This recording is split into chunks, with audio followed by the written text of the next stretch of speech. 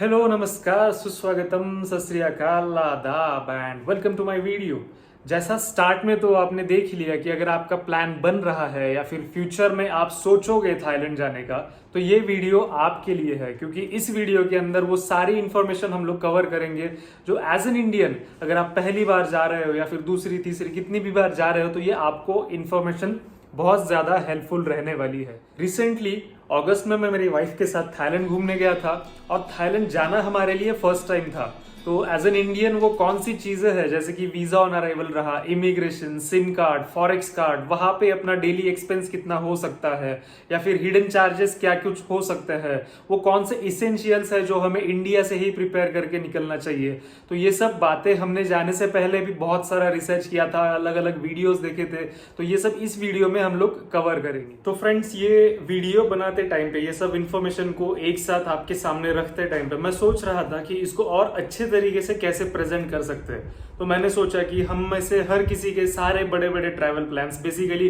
इन 4 steps में से होके गुजरते हैं। तो इस वीडियो को कैरी फॉरवर्ड हम लोग इन्हीं 4 स्टेप्स में से करेंगे और सारी जो बेसिक इंफॉर्मेशन है वो स्टेप बाय स्टेप आगे वीडियो में देखेंगे। तो फ्रेंड्स स्टेप वन की अगर बात करें, जैसे कि thinking of going on a vacation, thinking मतलब ब्रेनस्टॉर्मिंग का वो टाइम जहाँ पे हमारे दिमाग में सारे प्लान्स चालू होते हैं कि हमें वेकेशन पे जाना है, क्या एक्टिविटीज करनी है, हमारा बजट कितना होगा, या फिर हम अलग अलग ट्रैवल एजेंट्स के साथ में कोटेशंस लेके कंपेयर कर सकते हैं।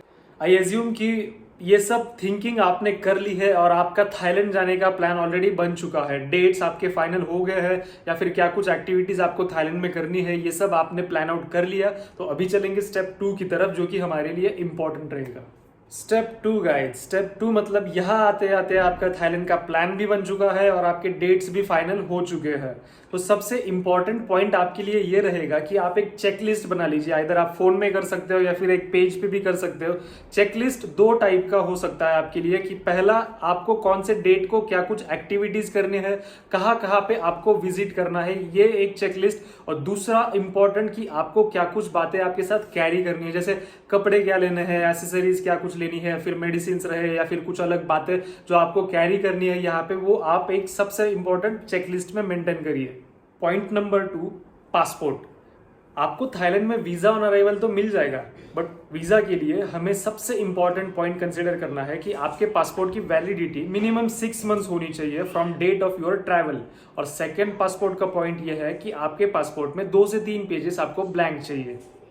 Point number 3, online shopping and bookings. अगर आप कुछ ऑनलाइन शॉप कर रहे हो जैसे कि कपड़े, कुछ एसेसरीज अगर आपको ऑनलाइन शॉप करना है तो आप ये प्रायर टाइम कर लीजिए। और ऑनलाइन बुकिंग से मेरा मतलब ये है क्योंकि कुछ एक्टिविटीज अगर आप ऑनलाइन बुक कर रहे हो जैसे कि आइलैंड टूर या फिर कुछ और एक्टिविटीज अगर आपको ऑनलाइन बुक करना है, होटल्स, फ्लाइट्स वगैरह, तो ये आप प्रायर टाइम जितना पहले कर सकते हो उतना अच्छा होगा आपके लिए। आप कंपेयर कर सकते हो, बेस्ट रेट में आप ये सब कर सकते हो।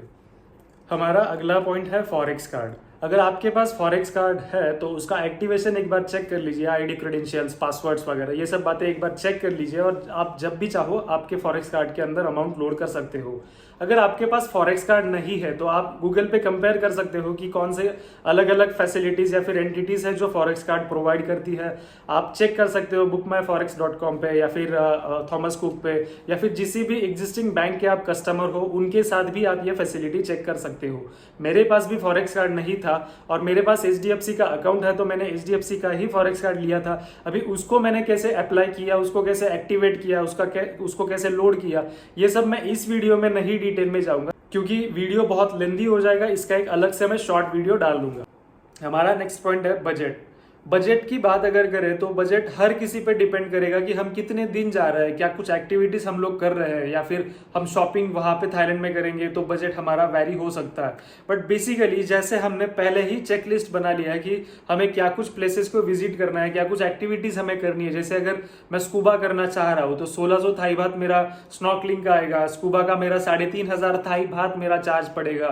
तो ये सब बातें हम लोग प्लान आउट कर सकते हैं। फिर होटल अकोमोडेशन की अगर बात करें तो कौन से होटल में मैं रुक रहा हूँ, 3 स्टार है, 4 स्टार है, उसका कैसे चार्जेस है, आप अलग अलग वेबसाइट्स पे कंपेयर कर सकते हो। उसके हिसाब से आप बजट भी प्लान आउट कर सकते हो। एक टेंटेटिव बजट का क्या शीट आप बना सकते हो, कैसे आप बजट प्लान आउट कर सकते हो, इसका मैंने स्क्रीनशॉट यहाँ पे आप स्क्रीन पे देख सकते हो कि मैंने कैसे एक्टिविटी प्लान आउट करे थे, कैसे बुकिंग्स, होटल्स वगैरह कंपेयर करके एक टेंटेटिव बजट निकाल लिया। इसेंशियल्स टू कैरी, हर किसी के हिसाब से ये लिस्ट अलग अलग हो सकता है, बट जो मुझे लगा कि आपको भी लेके जाना चाहिए यहाँ पे, जैसे सनस्क्रीन हो गया, हमारे गॉगल्स हो गए, कैप्स हो गए, शॉर्ट्स या फिर प्लास्टिक बैग्स हो गए, एक्स्ट्रा कपड़े हो गए, ये सब आप इस लिस्ट के अंदर ऐड कर सकते हो। और एक इंपॉर्टेंट बात, बीच शूज। बीच शूज क्या होते हैं, यहाँ पे मैंने फोटो दे रखा है। वहां पे बीच शूज अगर आप खरीदने जाओगे तो 350 थाई बात पर पेयर आपको खरीदना पड़ेगा। और यहाँ पे आप इजीली अमेजॉन, फ्लिपकार्ट पे ये इजीली सस्ते में मिल सकते हैं आपको, इनको भी आपको भूलना नहीं है। तो गाइज स्टेप 3 बहुत ही इंपॉर्टेंट फेज रहेगा, क्योंकि हमारा प्लेन टेक ऑफ होने से 7 दिन पहले वो क्या कुछ बातें हैं जो हमें कंसीडर करनी है, या फिर क्या कुछ बातें जो हमें प्रिपेयर कर लेनी है, जैसे वीजा ऑन अराइवल, हमारे बैग्स या फिर मेडिकल किट रहा, जो भी हमें प्रिपेयर करना है इन्हीं 7 दिन में हमें करना है। तो सबसे पहले बात करेंगे वीजा ऑन अराइवल की। थाईलैंड में वीजा ऑन अराइवल है, जहां पे हमें एक फॉर्म भर के देना होता है, हमारा पासपोर्ट, बोर्डिंग पास देना होता है, या फिर हम लोग कहाँ रुकने वाले हैं ये हमें देना होता है। और पर पर्सन अगस्त की बात करें तो 2200 थाई बात आपको देने होते हैं। तो ये फॉर्म कहाँ मिलेगा या फिर उसको कैसे भरना है, ये मैंने वीडियो में आगे लगा के रखा है। तो चलो पहले देख लेते हैं कि फॉर्म का प्रिंट कहाँ से लेना है। वीज़ा फॉर्म के लिए सिंपली हमें सर्च करना है Thailand visa on arrival form. तो जैसे ही हम ओपन करेंगे हमारे सामने कुछ अलग अलग लिंक्स दिखेंगी, एक थाईलैंड एम्बेसी की और दूसरी इमिग्रेशन ब्यूरो की। तो दोनों लिंक्स में बेसिकली फॉर्म सेम ही है, सिर्फ वीज़ा की जो फीस मेंशन करी है दोनों जगहों पे अलग अलग है, एक में 1000 और एक में 2000 थाई बात। तो जहाँ पे 2000 थाई बात फॉर्म में फीस है, वो फॉर्म हमें डाउनलोड करके प्रिंट आउट निकाल लेना है इस फॉर्म का। तो इस प्रकार हमने फॉर्म की प्रिंट एक निकाल ली है। तो ये मैं कोई स्क्रीन वगैरह शेयर इसलिए नहीं कर रहा हूँ क्योंकि आपको सारे डिटेल्स, फोटोग्राफ्स और यहाँ पे क्या भरना है ये सब प्रॉपर समझा सकूँ। तो फॉर्म में यहाँ पे दिखता है 4x6 centimetre, but at actual हमें 3.5x4.5 सेंटीमीटर का फोटो लेना है, जिसमें कोई बॉर्डर नहीं रहेगी, हमारा बैकग्राउंड व्हाइट रहेगा। ये मैं रिकमेंड करूंगा आप ये फोटो इंडिया से ही लेके जाए। अगर आप ऐसा कुछ फोटो फॉर्म में दे रहे हो जिसका बैकग्राउंड अलग है, आप टिल्ट पोजीशन में खड़े हो, जो प्रॉपर फोकस भी नहीं है, तो आपको वहां पे फिर से फोटो खिंचाने के लिए भेजा जाएगा। आपके 600 से 800 थाई बात आपके वेस्ट हो सकते हैं। तो ये इंडिया से ही ऐसा फोटो आप निकाल के ले जा सकते हो। तो यहाँ पे कुछ बेसिक डिटेल्स है, जैसे आपका नेम, नेशनैलिटी, पासपोर्ट के कुछ डिटेल्स है, ये सब आपको यहाँ पे फिलअप करना है। फ्लाइट नंबर, जिस फ्लाइट से आप आ रहे हो, वो सब डिटेल्स आपको यहाँ पे फिलअप करने हैं। फिर address in Thailand is important. यहाँ पे आपको आपके होटल का, जो आपका फर्स्ट अराइवल में जो आपका होटल बुकिंग्स रहेंगे, उसके डिटेल्स आपको यहाँ पे मेंशन करने हैं। फिर name and address of person of reference in Thailand, मतलब आपका जो भी होटल का मैनेजर वगैरह जो आपके बुकिंग्स पे आपको सब डिटेल्स मिल चुके होंगे, वो डिटेल्स हमें यहाँ पे फिलअप करने हैं। फिर कोई माइनर चिल्ड्रन जो कि आपके पासपोर्ट पे अगर ट्रैवल कर रहे हैं तो उसका नेम, एज वगैरह ये सब डिटेल्स आपको यहाँ पे फिलअप करने हैं। तो यहाँ पे आएगी आपकी सिग्नेचर, डेट, ये सब फिल करने के बाद नीचे यहाँ पे आपको कुछ भी नहीं मेंशन करना। फिर इसके साथ में आपका पासपोर्ट, बोर्डिंग पास और 2200 थाई बात पर पर्सन। फॉर्म में भले ही आपके प्रिंट में 1000 थाई बात या फिर 2000 थाई बात हो, बट आपको 2200 थाई बात ही वो लोग चार्ज करेंगे। ये सब सेट करके आपको ऑफिशियल्स के पास दे देना है। तो फ्रेंड्स, वीजा ऑन अराइवल का प्रोसेस तो हम डिटेल में देख चुके हैं। अभी इक्वली इंपॉर्टेंट पॉइंट हमारे लिए ये रहेगा कि करेंसी आप इधर कैश कैरी कर सकते हो या फिर फॉरेक्स कार्ड में भी कैरी कर सकते हो। बट आई रिकमेंड कि हम 2 लोग ट्रैवल कर रहे थे, तो मेरे पास कुछ फॉरेक्स कार्ड में अमाउंट था 50% और 50% में हार्ड कैश लेके गया था। तो कैश एक्सचेंज कराने के लिए आप गूगल पे देख सकते हो, बुक माई फॉरेक्स रहा या फिर थॉमस कुक, इन वेबसाइट्स पे आप रेट कंपेयर कर सकते हो। या फिर गूगल पे आप सर्च करिए कि currency exchange agents near me. आपके एरिया में जो भी फॉरेक्स एक्सचेंज एजेंट्स रहेंगे वो आपको मिल जाएंगे। मैं रिकमेंड करूंगा कि 2-3 जगहों पे आप रेट कंपेयर कर लीजिए। जिनका भी कम होगा, पॉइंट्स में फर्क पड़ेगा, जिनका भी कम होगा आपको फायदा होगा। फिर ये एक्सचेंज कराने के लिए आपको लगेगा आपका पासपोर्ट और आपका पैन कार्ड। जब आप ये दोनों डॉक्यूमेंट्स आप एजेंट को दोगे तो और कैश एक्सचेंज कराओगे, एग्जाम्पल आप 40,000 INR को थाई बात में कन्वर्ट करना चाह रहे हो, फिर आपका पासपोर्ट और आपका पैन कार्ड, ये डॉक्यूमेंट्स देने पड़ेंगे। इनके एक्सचेंज में आपको एजेंट थाई बात देगा। आई थिंक कि ये सारी जगहों पे हमें 1000 का ही नोट मिलेगा इंडिया में, और उसके साथ में एजेंट आपको इनवॉइस देगा।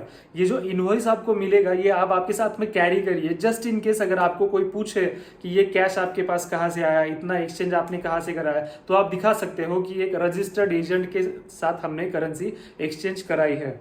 फिर फॉरेक्स कार्ड में भी आप कुछ अमाउंट लोड कर लीजिए। इंपॉर्टेंट पॉइंट फॉरेक्स कार्ड का ये है कि जब भी आप कुछ ट्रांजैक्शन करोगे, जैसे कि मैंने आपको बताया कि मेरे पास HDFC का फॉरेक्स कार्ड था, तो फॉरेक्स कार्ड एवरी ट्रांजैक्शन पे 220 थाई बात आपको एडिशनल पे करने पड़ेंगे आपको करेंसी निकालने के लिए। जैसे कि मैंने जस्ट ट्राई करने के लिए, क्योंकि मेरा फॉरेक्स कार्ड भी नया था, तो ट्राई करने के लिए मैंने 1000 रुपये निकालने की कोशिश करी थी, तो मेरा 220 थाई बात मुझे एडिशनल फीस पे करनी पड़ी। तो नेक्स्ट टाइम जब मैंने पैसे निकालने की कोशिश करी तो मैंने बड़ा अमाउंट 8000 रुपये डायरेक्टली निकाल लिए। तो 8000 रुपये भी मुझे 220 थाई बात और 1000 रुपये भी मुझे 220 थाई बात। तो ये फीस आप ATM पे एक बार चेक कर लीजिए और बड़ा ही अमाउंट निकाल लीजिए एक ही बार। गूगल पे अगर आप सर्च कर रहे थे या फिर आपने कहीं पे सुना होगा कि प्रूफ ऑफ फंड्स आपको जब इमिग्रेशन के टाइम पे पूछा जाएगा कि आप कितना कैश या फिर कितना अमाउंट आपके साथ कैरी कर रहे हो। मेरे एक्सपीरियंस में मतलब जब हम ट्रैवल कर रहे थे तो हम दोनों में से किसी को भी नहीं पूछा कि आप कितना अमाउंट आपके साथ कैरी कर रहे हो या फिर कैश दिखाइए, आपका बैंक स्टेटमेंट दिखाइए, ऐसा कुछ भी हम दोनों में से किसी को भी पूछा नहीं था। फिर नेक्स्ट हमारा इंपॉर्टेंट पॉइंट आएगा डेली एक्सपेंसेस और बजट रिव्यू का। डेली एक्सपेंसेस जैसा कि हमने चेकलिस्ट में तो नोट डाउन कर लिया है कि हमें क्या कुछ एक्टिविटीज करनी है, हमें कहाँ कहाँ घूमने जाना है, इस पे हमारा डेली एक्सपेंस वैरी हो सकता है। बट मेरे हिसाब से आप 2 लोगों के लिए 2000 से लेके 4000 तक डेली एक्सपेंस पकड़ के चल सकते हो। ये मैं फिर से रिपीट कर रहा हूँ कि डिपेंड करेगा, आप अगर एक ही दिन में 5000 की शॉपिंग कर लोगे, बजट डेली एक्सपेंस बढ़ेगा।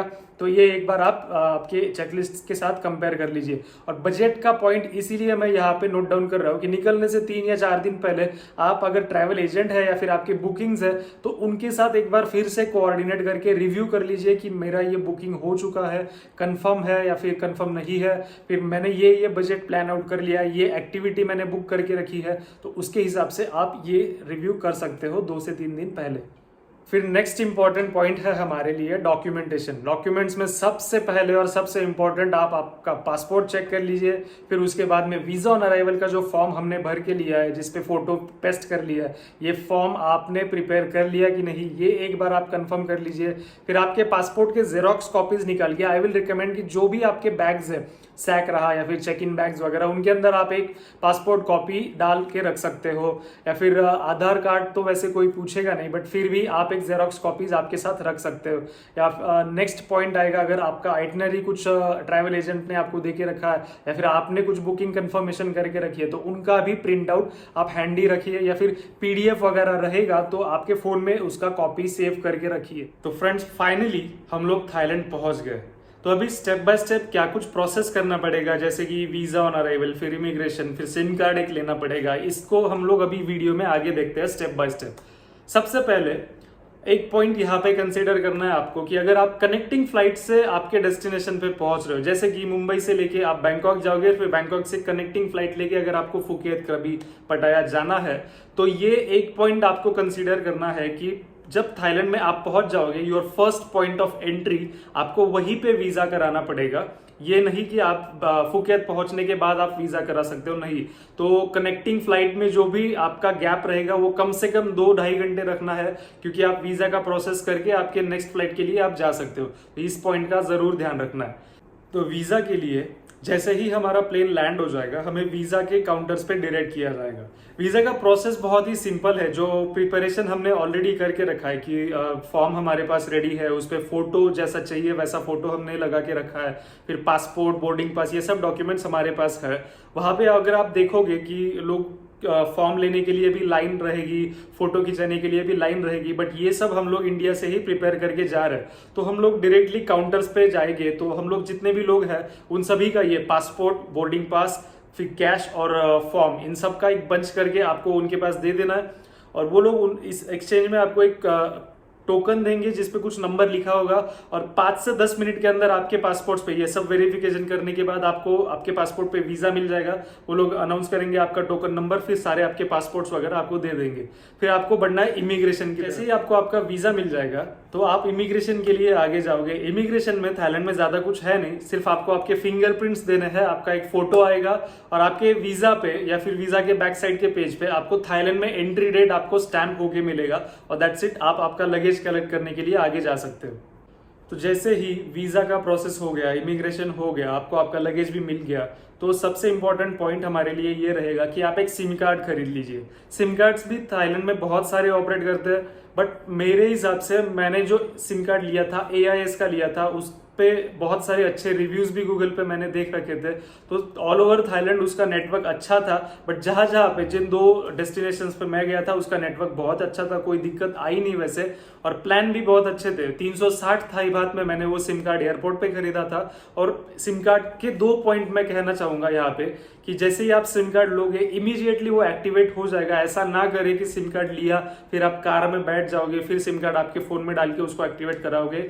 5-10 मिनट में ही सिम कार्ड आपके सामने उन लोगों से एक्टिवेट करा लीजिए, ये एक जरूरी बात। और दूसरी की, अगर आप 2 लोग 3 लोग अगर जा रहे हो तो इम्पोर्टेंट ये नहीं कि आप हर किसी के लिए एक अलग अलग सिम कार्ड खरीदिए। आप साथ में ही ट्रैवल कर रहे हो, एक सिम कार्ड पे भी आपका ट्रैवल हो सकता है, क्योंकि आपको होटल्स में, रेस्टोरेंट, लंच, डिनर, जहाँ पे आपका स्टे है, हर जगह पे वाईफाई मिल जाएगा, व्हाट्सएप कॉलिंग वगैरह ये सब बातें आपके पास ऑप्शन है। तो सिम कार्ड एक भी आप खरीद सकते हो। तो जैसे ही हमारा नंबर एक्टिवेट हो जाएगा तो सबसे जरूरी काम हमें ये करके रखना है कि थाईलैंड में हमें जिन जिन लोगों से कनेक्ट करना है, जैसे पिकअप के लिए कोई आएगा या फिर होटल का पॉइंट ऑफ कांटेक्ट कोई रहेगा, नेक्स्ट डे जो हमारी एक्टिविटीज प्लान है उसका अलग से कोई अगर पॉइंट ऑफ कांटेक्ट रहेगा, तो इन सब लोगों को हमें हमारा जो भी थाईलैंड का नंबर रहेगा ये हमें व्हाट्सएप थ्रू दे के रखना है।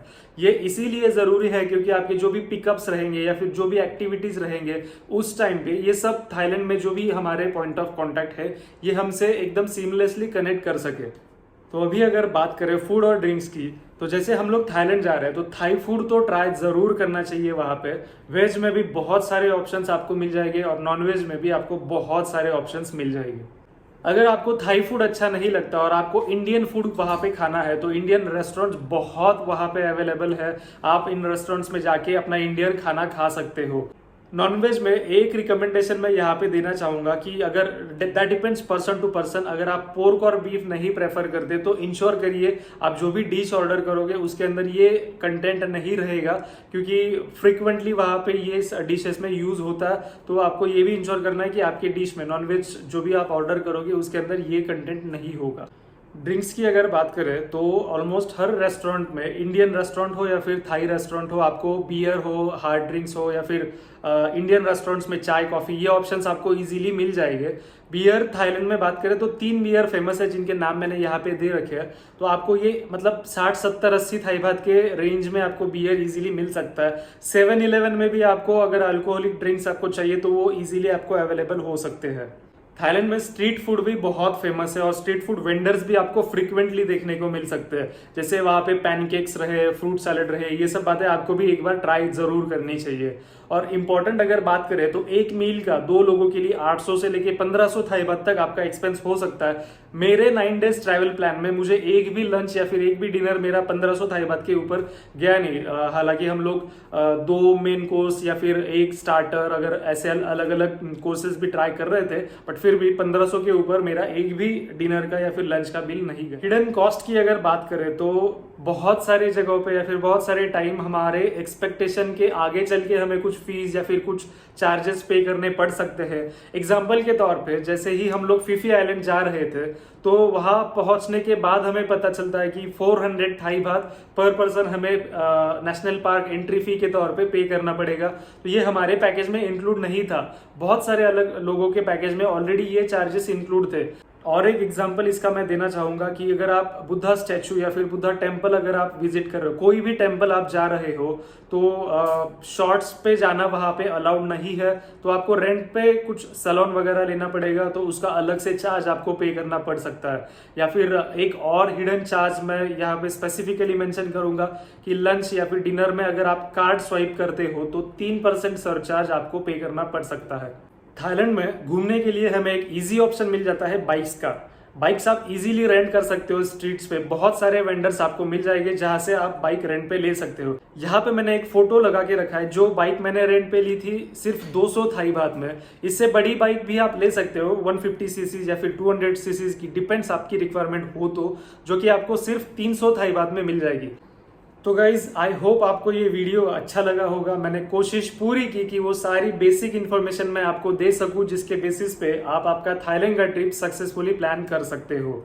अगर ये वीडियो आपको अच्छा लगा तो लाइक करना, सब्सक्राइब करना और इस वीडियो को शेयर करना। अभी मिलेंगे नेक्स्ट वीडियो में, जहां पे मैं आपके साथ शेयर करूंगा कि मैं कौन से सिटीज में विजिट किया, क्या कुछ एक्टिविटीज मैंने किए, कहाँ कहाँ पे साइट सीइंग के लिए मैं गया था और मेरा एक्सपीरियंस कैसा था। तब तक के लिए जय हिंद।